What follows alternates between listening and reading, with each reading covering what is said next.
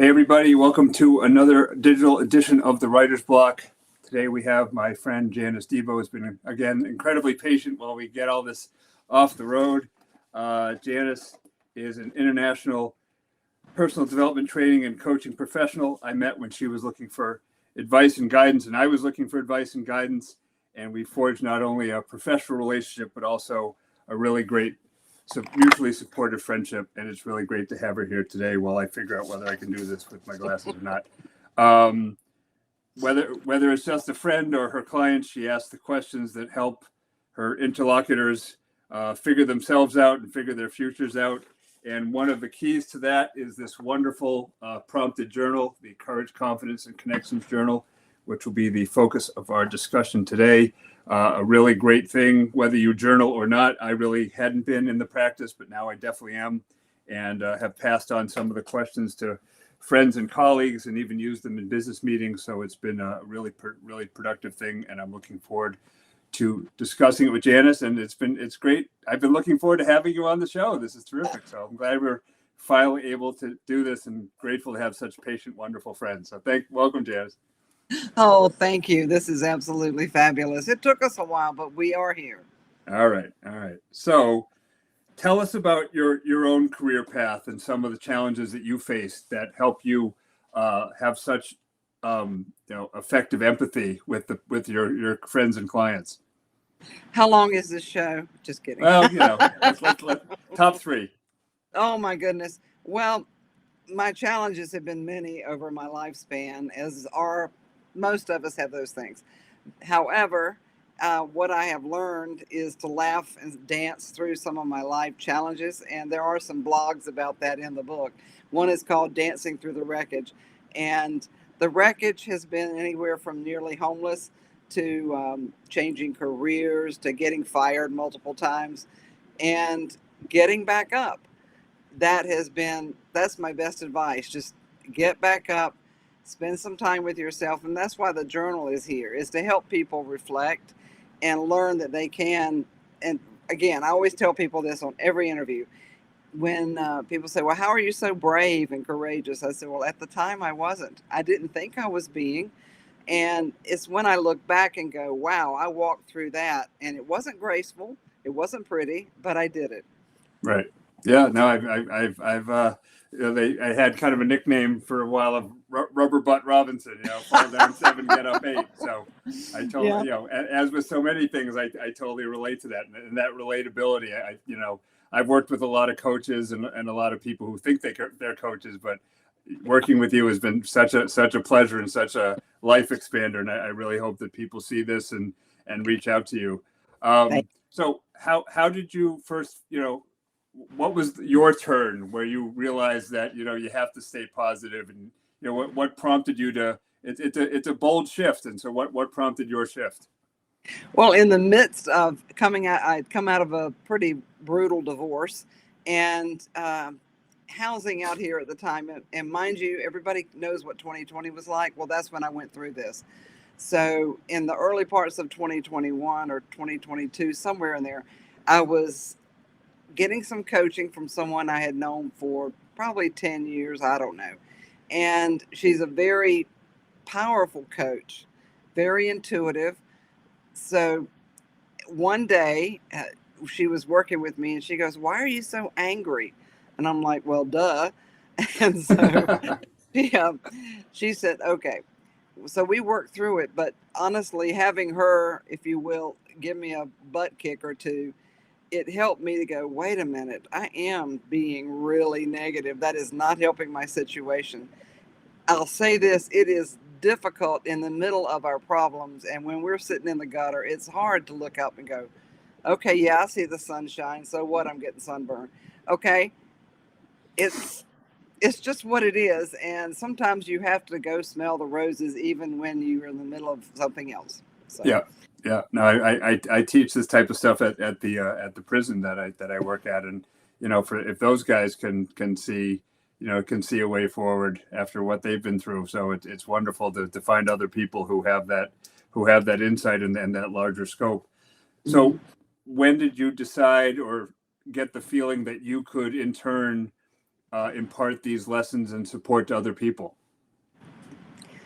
It was during that tough time, I just started blogging, and I didn't know it was going to turn into anything, Matt. I had no idea it was going to become a book and help so many people.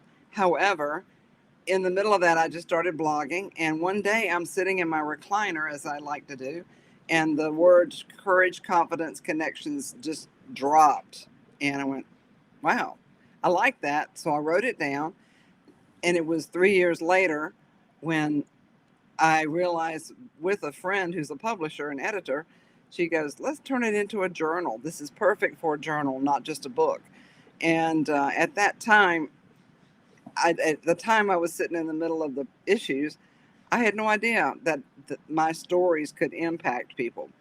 And I was a coach, but that really transitioned me into a deeper level of coaching too. What are some of your favorite prompts, or the ones that other people have told you have they've related to most profoundly? Well, on my podcast, also called Courage, Confidence, and Connections. Oh, that's right. You've been a guest. Yeah. Anyway, y'all go watch his interview with me. It was great. And all the other ones. They're all And all very the insightful, others. but thank you. Absolutely. Absolutely. So, okay, the question just. What are some of the prompts in the journal that people resonate with most? Oh, the reason I flipped there is I went to the YouTube thought pattern, but a friend of mine was watching one of my interviews, and she said, well, and it was actually about the book, somebody else interviewing me. She said, well, how do you dance through the wreckage? How do you do that? That particular blog is one of my favorites. And I said, well, you just get up. That's really the bottom line. If it means getting off the couch, going for a walk, standing outside, taking some deep breaths, you get up, you take one step at a time, be they baby steps or whatever. You take one step at a time. And so that has been a real thing. That's something I've used with many of my clients. I've got clients that are in all kinds of messes. And my first words are, okay, let's look at what's going on. Let's look at the priorities. What do you need to do next? You can't do it all at once. None of us can. We like to think we're super women, Superman, whatever. Yeah, we can do it all. Yeah, eventually, but not all at one time. Multitasking is frankly a myth. And so I just tell people, take one thing at a time, look at your priorities, and see what you can do, and celebrate, no matter how little it is. Congratulate yourself, celebrate, and be very grateful that you can get one thing done, if that's all it is, in one day. Yeah, absolutely. Well said. Now, I mean, you looking at your podcast and seeing from the journal, it is clear that your approach and your advice can apply to pretty much anybody. But do you have a favorite type of client, or a favorite issue, if that's not an odd way to put it? No, that's fine. All of my clients are my favorites. If I didn't say that publicly, I'd get backlash. But but accountability is one of my biggest strengths. And I never knew that until I looked at the pattern of how I worked with people. And I have a coach too who said, you really hold people accountable, but you do it in a compassionate way. And I do. I'm very compassionate with my clients, because I've been in situations when you're in a hard place. You don't need somebody yelling at you, beating you up and criticizing you. And I really pause and let them reflect, and let them just the gentle, compassionate questions, but being accountable. That is a huge, huge thing for me. And believe me, I hold myself accountable too.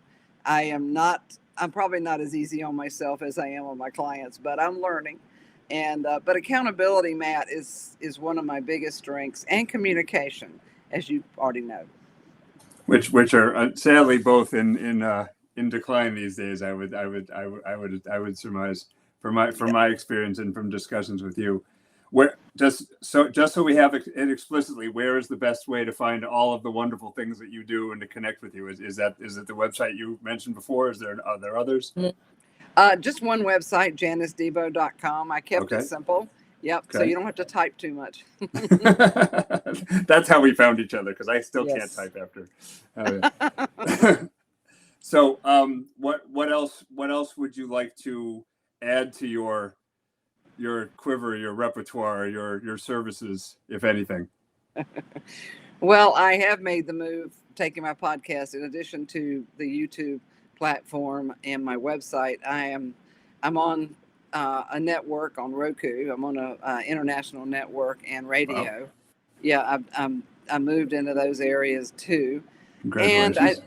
thank you. And I do summits. I'm in a summit this July. I was invited to be a guest speaker, and I am working on Where's that geographically, or is it all is it digital or online. both? Okay. It'll be Okay. online. Yes, it'll be online. It's Great. for women over 50 because that's her genre. She Right. works with women over 50. And she invited me to be a speaker because we've been in multiple recording sessions with each other as well. And I'm doing a summit in September that I'm putting together fervently. I also do classes and train individuals, groups, and teams. I love to train teams. I can make a difference in your communication and trust building with teams. Those are things that I really enjoy. And public speaking, I can speak virtually anywhere. Um, and if you get my book, you'll see that I got a lot of different areas that I speak on. Yeah, absolutely. Now, just to kind of go back into the theme of this show, what did the writing or the curating the pieces for the book? What was that a difficult process? Did the actual process, did the process of writing and publishing educate the rest of your career in any way? How did the book itself fit into everything else that you do? At the time that I got the idea from my friend to publish it as a journal, I think I had 90 or 100 blogs on my website already. And she challenged me to pick out the ones that you feel are most relevant to put in a journal with this title. So that process was fun. I had to go through and do my own editing, which she double checked everything. And get ready to have that book put out. I did have to write some additional ones, but I didn't write it all at once. It was over a span of a couple of years that the blogs were written. I simply went back and made some of them relevant, maybe a little more relevant, but I didn't have to do a lot except tweaking here and there and getting it to her. And then I read the final copy. It was a process that I learned attention to detail. I learned that I can edit books because I've done that now. I've already done a couple of edits for people. I do that. I proofread. It taught me that I can do things that I never dreamed of. And about, let's see, the lady that set me up on the TV. It's her international empire. I'll give her a plug. Raven Glover. Okay. All right. She's great. Anyway, I had spoken with her, Matt. She did a radio interview with me in 2014. I don't know how we found each other. She found me. I owned an online business for women, and she did an interview with me back then. And going through some old journals, which I have a big, big stack of, I found that I made a note in one of my journals in 2014 that I was going to be on radio and TV and doing speaking and writing, and I was shocked. So if you've got a dream and you pay attention, you might lose sight of it, but I had no idea that was coming. But I learned I can do things. And doing interviews is getting more and more frequent, and interviewing people I had no idea I could do it. But when you're in sales for 30 years, yeah, you're interviewing people every day. Right. Yeah. You said that you had to kind of, go through all your blogs and entries. Is there a volume 2 coming? Are there some that were tough to cut that you're hoping to bring into publishing soon? I am hoping for a volume 2. I have now almost 170 on my website, which means I will be, writing more. And however, I think I've got 20 some of those that are holiday related. She didn't want those in this first journal. There may be a section in the second one, in the one to come, but they're they are definitely, some of them are heavier, if you will. They're emotionally, they could be heavier for people, such as I have a good friend who's also an author. Oh, I need to connect you with him. You need to interview him. Okay. Okay, pause. Okay, a little commercial there. But, but he and I were having lunch one day about 2 years ago, and I told him I was writing a blog called The Key, and I was describing it to him. He read it, and he said, I'd like to create that image for you, because it's all about the fact that we have the key ourselves to our lives. And he came up with an image that is on the website of an old guy. I mean, clearly old. He's sitting there holding a key in his hand, and he's looking out the window, but he's still in prison. He's got the key to get out, but he's still in prison. That was the theme, and that picture said it beautifully. So a lot of the blogs cause a deep reflection, and where am I holding myself back? What am I thinking that's causing me problems in my life? And so things like that. Volume 2 is definitely, on the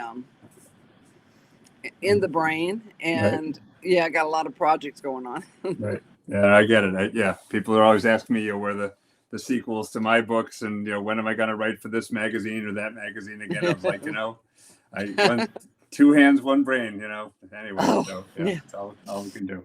Well, I mean, at the risk of overwhelming you, I'm going to tell everyone who's watching to check out your website, to reach out to you, even if you don't think you have things in the way. Janice will help you find your own keys, unlock doors you didn't know that were even in your house, as it were. And I'm just so glad that we were finally able to do this and to see you again.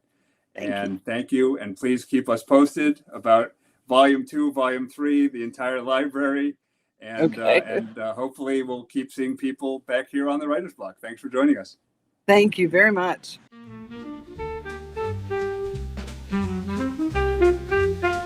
Mm-hmm.